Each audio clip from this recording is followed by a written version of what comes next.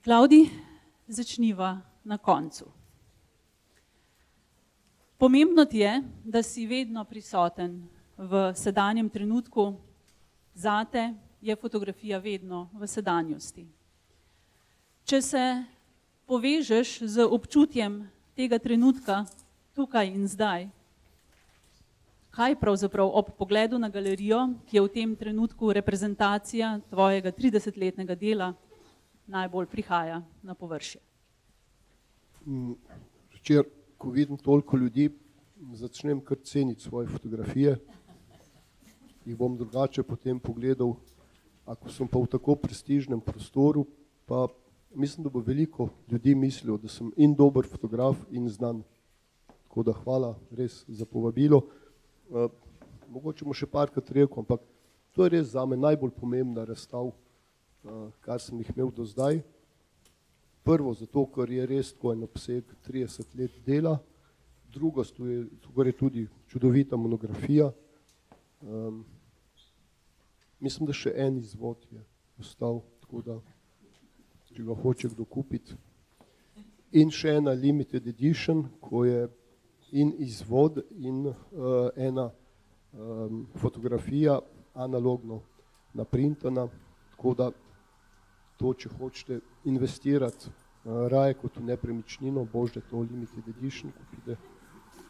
To reklamo delam, zato ker smo ogromno smo zapravili denarja na vsemu temu in seveda se bom zahvalil Mariji, zato ker biti povabljen na takšen način, kjer sva delala, bi rekel, Marija kot kuratorica te razstave, je na isti način kot jaz delala. Prvo narediš, potem pa razmišljaš, pomeni, potem pa vidiš, koliko imaš pufa.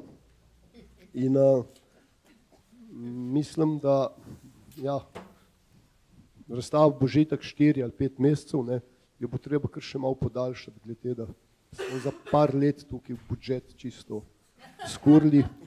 Ampak prosim pa poglejte, ne samo fotografije, ampak način, kako so narejene, tiskanje, printanje in to je pa res ta vrhunska izdelava, katero lahko v Sloveniji srečaš, vidiš ta odličnost, kateri bi res tukaj rad poudaril in rad se zahvalil vsem tem ljudem, od mojih printerjev do izdelave vsega, da ne govorimo o tiskanju knjige v Ribnici.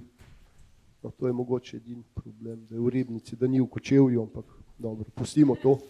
Celo to smo jim odpustili. Bo naslednja. Ampak o tem kasneje mogoče, Klavdi. Namenila sem ti trenutek, ker vem, da je zate pomembno, torej kdo pripravlja tvojo razstavo. Naj sicer omenim, da ja, projekt je velik, ampak imamo velikega sponzorja in to je Klavdi Sluban.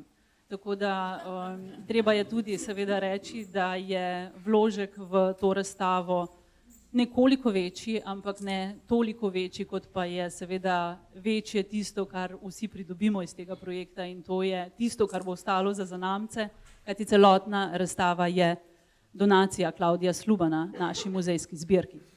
Tako da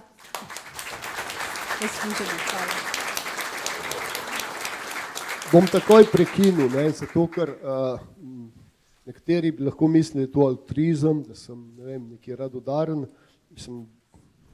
samo nase mislim. Kaj ostane od enega umetnika? Tistih par knjig, ko itak še nekje tam splesnijo, to, kar je v eni inštituciji in to, kar ostane v inštituciji, to živi še naprej. In kadar je v tako, bi rekel, prestižni inštituciji, to je zelo sebično, kar sem naredil. Ampak tega se zavedajo veliki umetniki in fotografi. Upam. Klavdi, imamo ali imajo te za zahtevnega avtorja. Mlajši fotografi pogosto prihajajo k mojstrom in pravijo, naprintaj mi Slubanovo črnino. Sama sem tvojo zahtevnost doživela v pravzaprav enakem smislu kot zahtevnost nekaterih drugih velikih fotografov, kot je denimo Jozef Kovdelka, Roger Bellen, s katerimi sem delala v tem obdobju. In to je zahtevnost, ki precizno ve, kaj hoče uresničiti. Zahtevnost, ki pričakuje zgolj spoštovanje in enako mero predanosti, kot je v delo vlagate fotografi sami. Kdo so zate ljudje, s katerimi delaš? Kako jih izbiraš in kdo so bili tvoji zgodnji vzori, od katerih si se učil tehnične perfekcije v fotografiji?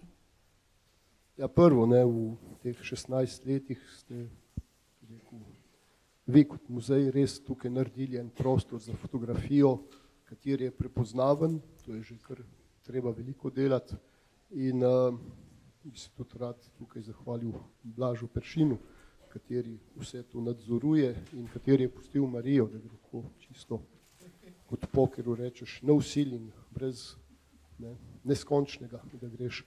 In mi je tudi všeč, da vsakič malo zvišate nivo glede fotografov, katere ste predstavili. Čeprav cenim tiste, katere ste prej, ampak vidim, da greste zmeri višje, čestitam.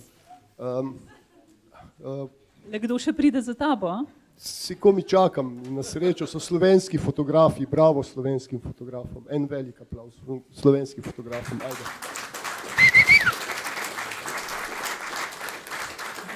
In vprašanje pa bilo?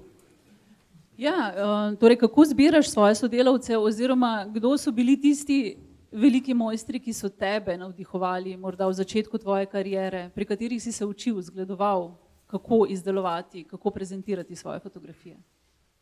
Piero della Francesca, Leonardo da Vinci, Giotto. Z njimi si se pogovarjal v poznih nočnih urah, verjetno? Ja, mislim, sem jih zelo dobro poznal. Če nimaš ene vizualne vzgoje, ne moreš iti v fotografijo.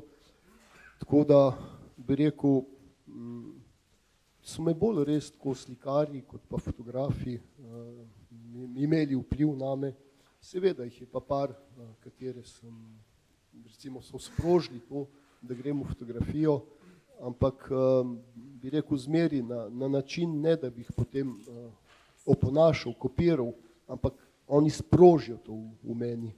In mene recimo teater, sodobni ples, to je vse en kader, me veliko bolj inspirira kot pa en fotograf, kateri bi rekel, bi povlekel mogoče samo od njega, kaj je fotografija, ampak ne pa tisto, kar je za fotografijo. Ampak tukaj gre verjetno bolj za umetniški navdih, za način izražanja. Kaj pa ta tehnična plat? Oziroma, torej vztrajaš pri analogni fotografiji, seveda pri filmu, za katerega si od 14. leta naprej nekako natančno vedel, kako z njim ravnati, kaj želiš potegniti iz filma, iz negativa, iz kontaktnih kopij. Kako pomembna je zate zares tehnika in tehnologija in hkrati, kakšen je pravzaprav ta navdih, ki ga ljudje od tebe tudi pri tem delu pravzaprav prejemajo? Ja, pred kratkim sem slišal, da je tudi, mislim, po analogni, da so še drugi načini tehnični, ne obstajajo. Ne, mislim, telefon. Ne berem, ja. Mislim, tudi na moj telefon ne morem fotografirati, tukaj nimam dovolj dolge žice, kabla. Tako da hočem reči, zakaj se z analogno in z enim starim aparatom nekako še povezujem, da izrazim nekaj, kar je globoko v meni, zato ker ne bomo zdaj proti digitalnemu govorili, ker to sploh ni smisel nekaj tako neumnega reči. Ampak so vse dve stvari, ne. Ti, da vidiš digitalno fotografijo, če že o tem govorimo, ti moraš iti preko ekrana. In ekran to ti čisto, mislim, razbije to, ta čar, ta direktno odnos do fotografije. A drugo pa vseh z enim dobrim digitalcem fotografirati, je kot da imaš hladilnik v rokah. Tako da ta fotoaparat, katerega imam, je lahek, nima nobenih baterij, je čisto ročen in mislim, že tako dobro pozna, da se itak sam sproži prednost sploh. Mislim, to je tako kot en konj, tako kot čevlji, tako kot moraš, mislim, pravzaprav je bolj kobilca od Martina Krpana, moj aparat. Tako da tehnika ni pomembna, enkrat, ko si najdu svojo pot. Zakaj analogno? Zato, ker dražje prodajaš pol fotke. Zakaj analogno še enkrat?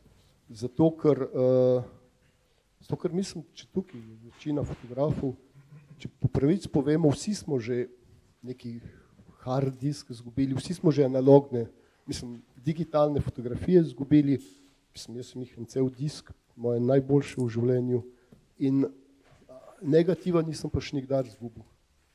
No, to si dokazal tudi pri pripravi te razstave. 1, 2 ali 3 tedne preko novoletnih praznikov si brskal po svojih negativih, da si jih izbrskal ponovno vseh 153 za to razstavo, kar je bilo nekoliko nepričakovano, ampak zelo veliko opravljeno delo, ampak si s tem seveda dokazal, da je še vedno vse na svojem mestu in da fotografije seveda imajo svoje negative.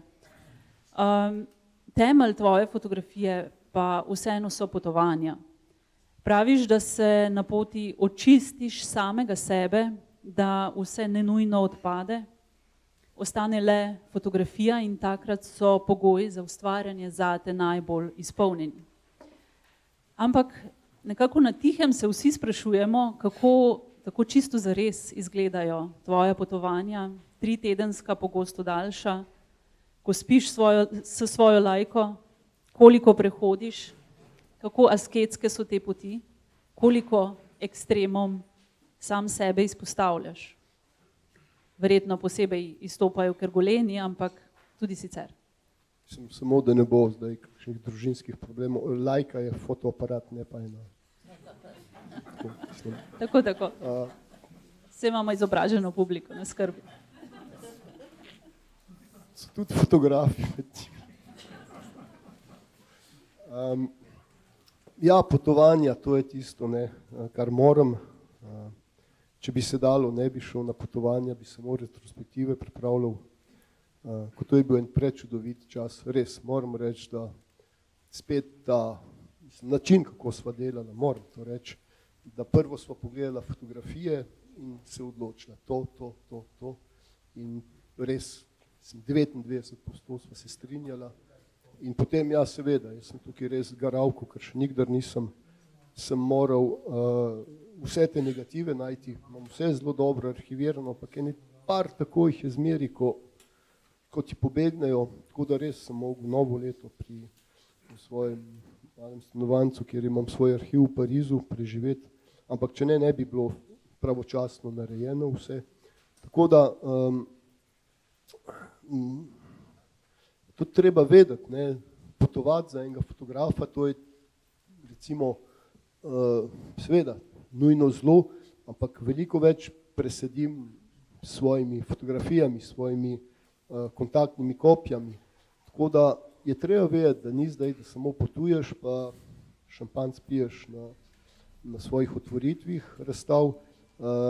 Tukaj je nekaj, kar moraš zgraditi, kadar delaš na način, kakor delam.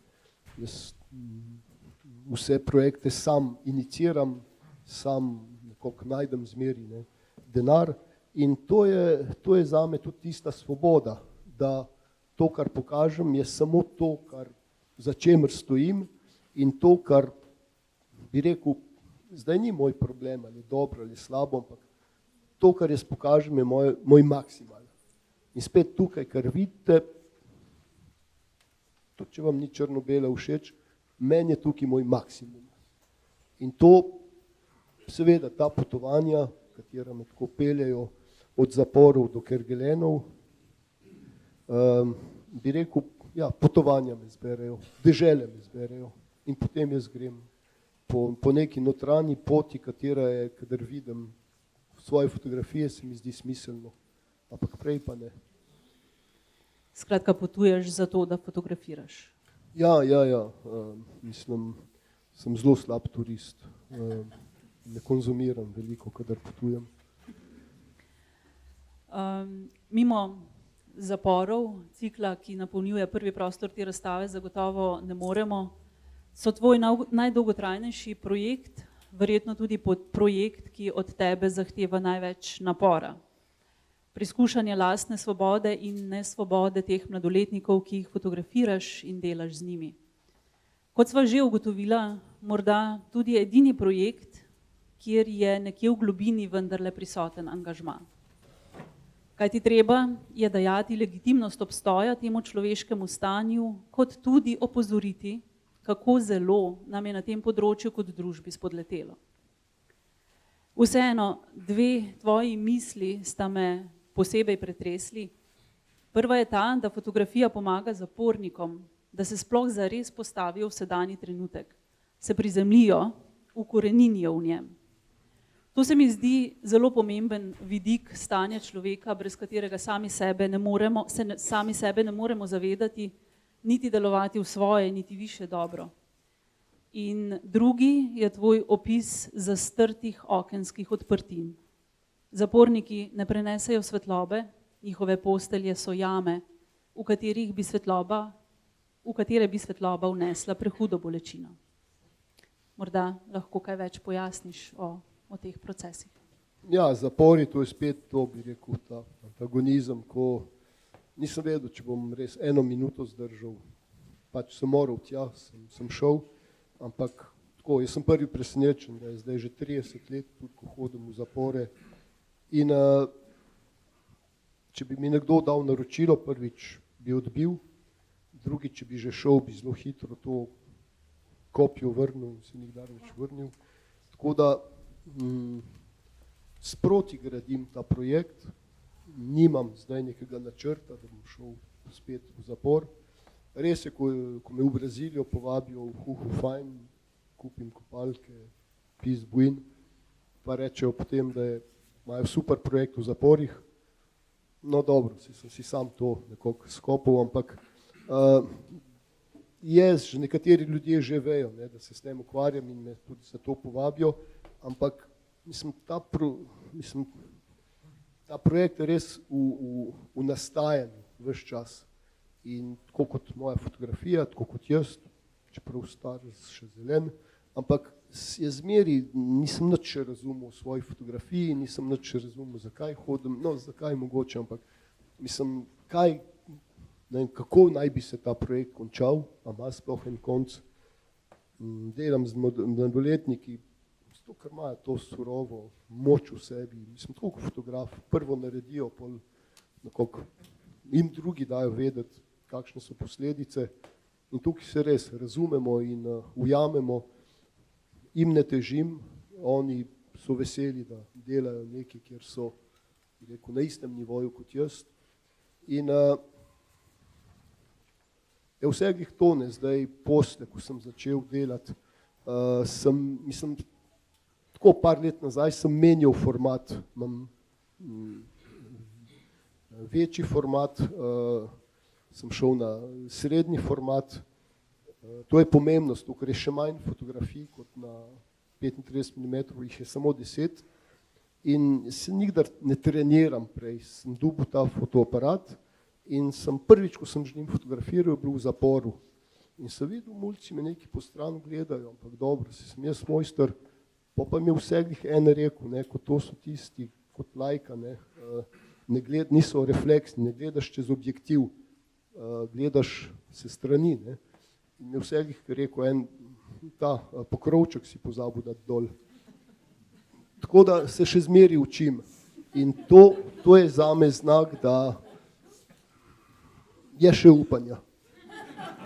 Vsaj zame.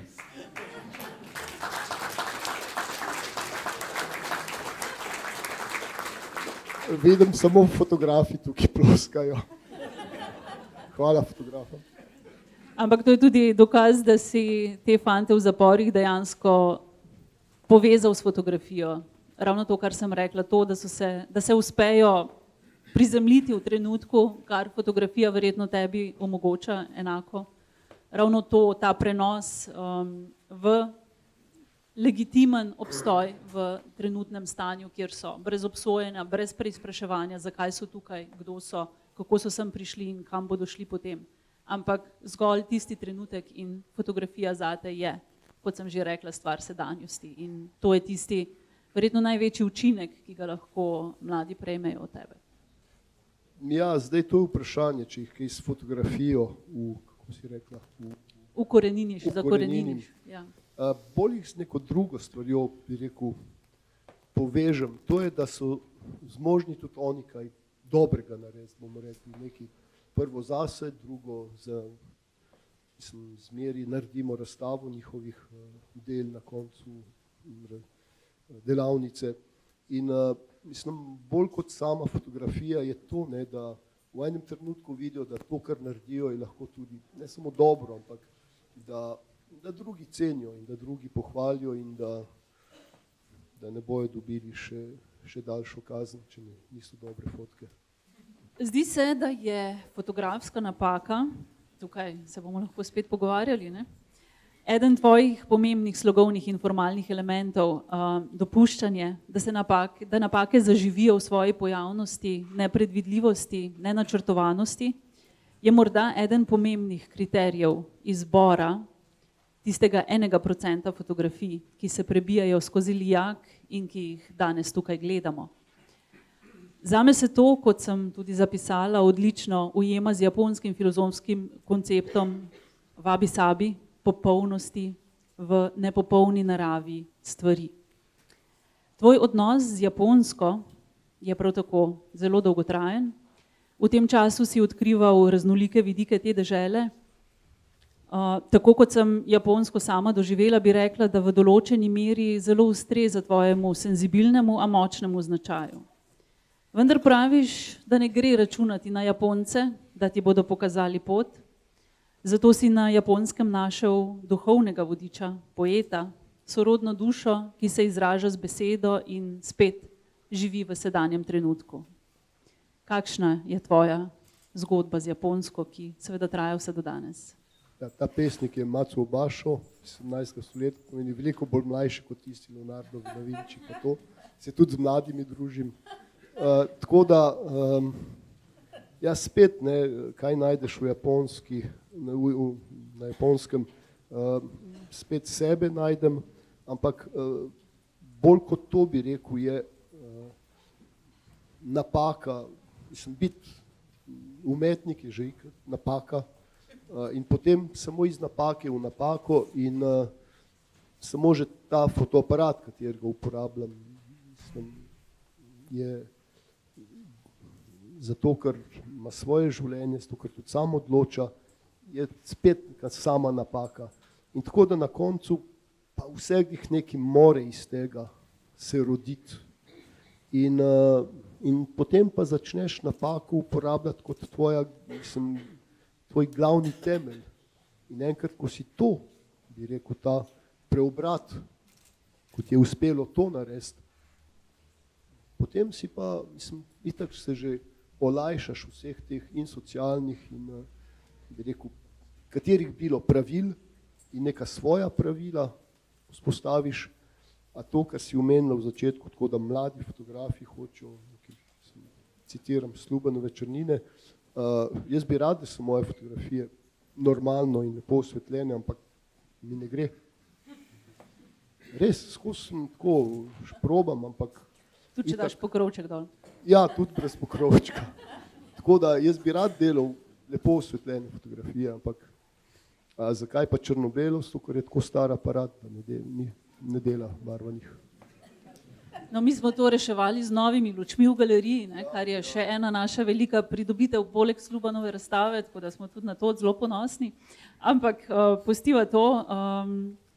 Črnine, o katerih govorim, tamine, so seveda tiste, ki jim je treba dati predvsem priložnost, da v njih vidimo svetlobo, ki jo verjetno tudi sam iščeš. Ampak o tem morda nekoliko kasneje, za konec, pa greva spet na začetek. Ne bova drezala preveč v spomine, v občutke otroka Jugoslovana v Parizu in istočasno Francoza v Livoldu. Morda greva le v nek delni obračun, sedaj, ko si morda končno dosegel ali pa se približal izpolnitvi lastnih pričakovanj do samega sebe. Se ti ne zdi? Nisem še čisto v grobu. Tako, Se pravim, približal. upam, da bom še tako, par Ampak tednov. ali se ti ne zdi, da je v tvoji življenjski zgodbi čisto vse, kar te je do tukaj v življenju oblikovalo, imelo svoj smisel? Ja, to je globoko vprašanje. Na srečo smo skoraj pri koncu časa. Če pogledaš mojo življenjsko pot, je tako kot ena muha, ko buta v šipo, ko hoče ven iz sobe, pa je okno, pa tako gre. Ne. Ni zdaj neke, bi rekel, ravne linije, da sem se držal nekega ali karierizma ali pa socialno in družinsko, ampak sem pa zmeri bil iskren do sebe in zmeri sem šel v to pot, s temu rečem intuicija, ker je zelo različno od instinkta. Intuicija je nekaj, kar čutiš v sebi, kar imaš neko prepričanje v sebi, da je treba tako, pa ne drugače. Če greš drugače, boš mogoče veliko drugih zadovoljil, ampak sebe boš pa izdal. In zmeri sem rajši druge izdal kot sebe in zato se tukaj upravičam vsem tem, ko ste prišli, pa da vam vrnem denar, katerega sem dolžen. Ampak Saj ni vstopnine danes. ja, to je še ena stvar. Prvo ni stopnine, drugič sem pa opazil, bolj ko je dobra, mislim, pogostitev, več imam obiskovalcev. Tako da hvala še za zadnji strošek, Blaž, Marija. Mi smo Galerija tudi to tvojo Jakopič. trditev postavili na laž, ker naše pogostitve so skromne, samo naslednji dan te glava ne boli. To je naše edino pravilo. To pa. In vse naslednji dan bomo še vsi tukaj. Tako da bi rekel, ja, sem bil zvest sebi, je ratalo, kar je ratalo, ampak lahko rečem, dan danes še nisem naredil kompromisa, kjer se ne bi mogel zjutraj v gledalo pogledati. Veseli me, da ti ga ni bilo treba ob tem projektu, da ga ni bilo treba nikomur drugemu zaradi tebe. Ob pripravi te razstave sva si vnaprej zadala, da nikogar ne bova spravljala v zadrego, v časovno zadrego, v kakorkoli neugoden položaj. Upam, da nama je to zares uspelo. Danes sva se oba dobro naspala in mislim, da tudi vsi tisti, ki ste veliko prispevali k temu projektu in tudi seveda ga pomagali realizirati. Klavdij, želim ti še več najboljših razstav. Od tukaj dalje, naj bo vsaka... Tukaj moram takoj te razočarati, Marija, ne vem, če jih bo še tako lepih, tako, da mi globoko zadovoljstvo prinese. Zato, ker ponavadi imam razstave, tako je par ljudi tudi, ampak niso tako domači, niso tako, bi rekel, tukaj je res doma neki. Se v galeriji Jakopič se počutim doma in tukaj je res nekaj, kar sem uspel, jaz lahko rečem, da naredim nekaj, česar sem ponosen, iskreno in da pridejo ljudi, katere poznam na obisk. Hvala ti tudi za ta pogovor. Hvala vam vsem.